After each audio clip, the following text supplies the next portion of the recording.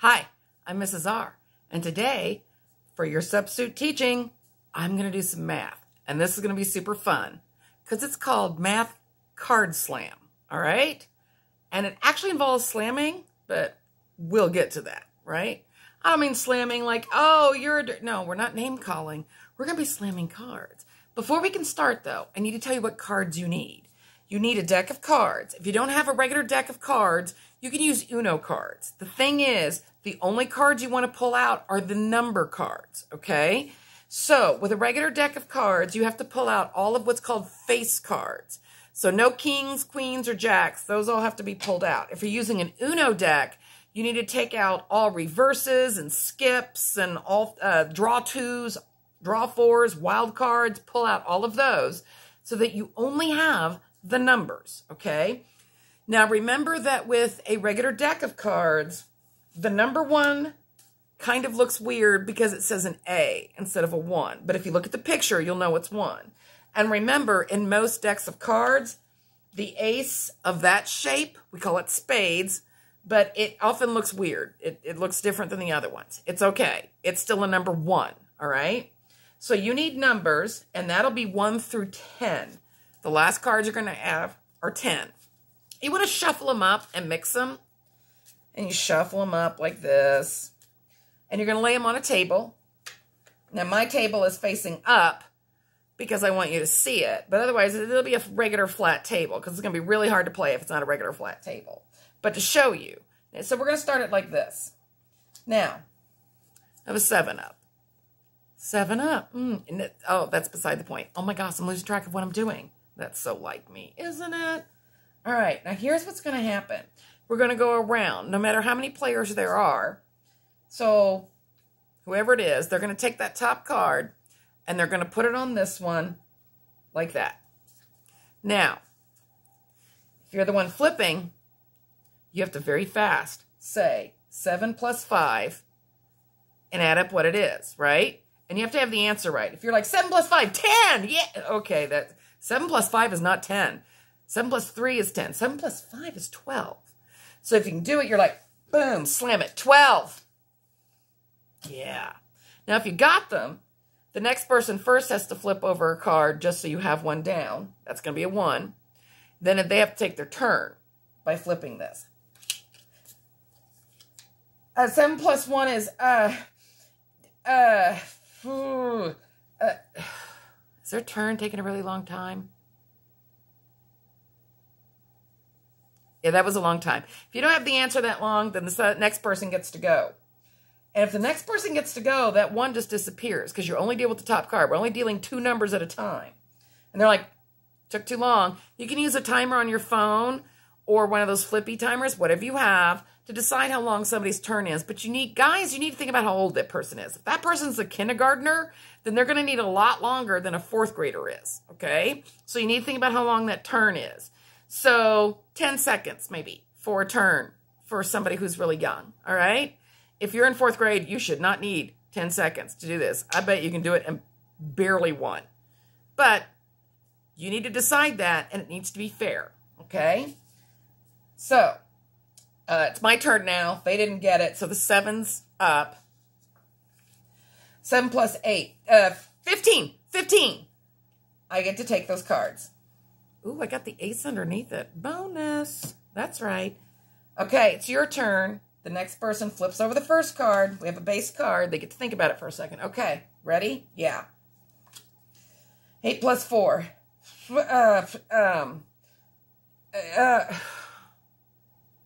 Took too long.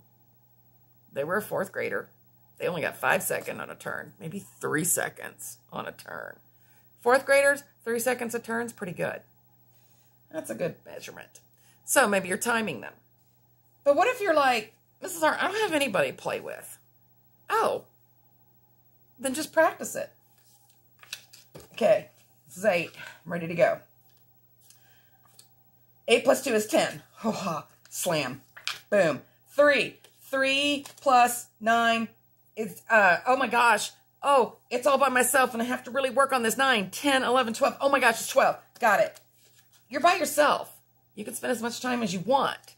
Meaning, if you watched the other day's episode, I talked about an easy game to build motivation.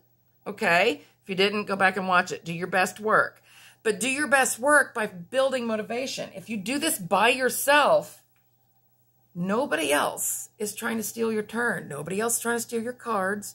You can do this by yourself, and you don't have to be stressed. You're like, 10 plus 6, 16. Next pair. Well, this is nice, isn't it? I'm just practicing my math, and I'm not stressing. 10 plus 10, that's an easy one, 20.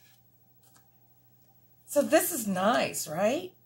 Now, if you're an older kid, you're like, yeah, by nice, do you mean lame, Mrs. R?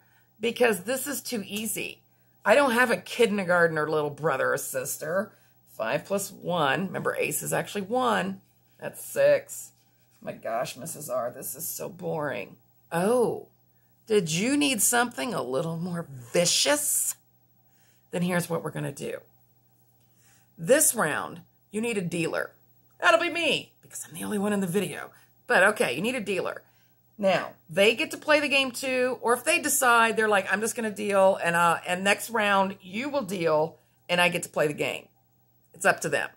Because sometimes if you're doing this, you don't want to try to think of the mouths too. That's okay. If so, you're like this. I'm the dealer. All right, we flipped up a card. We're going to start. It is nobody's turn. Here comes the slam of the math slam. Was it dramatic? I tried to make it really dramatic. Okay, here it is. Dealer says 9 plus 3. They're not doing the game. They're waiting for another player. So the other players are all in this game. So how do you know whose turn it is? Whoever's fastest. That's right. This is the slam part. So, dealer just puts the cards up. Nobody slams fast enough. They're like, too slow. Try again. Oh. Ready? Go. And somebody goes, bam, 6. 5 plus 1 is 6. And the dealer says, oh, very nice. Ready?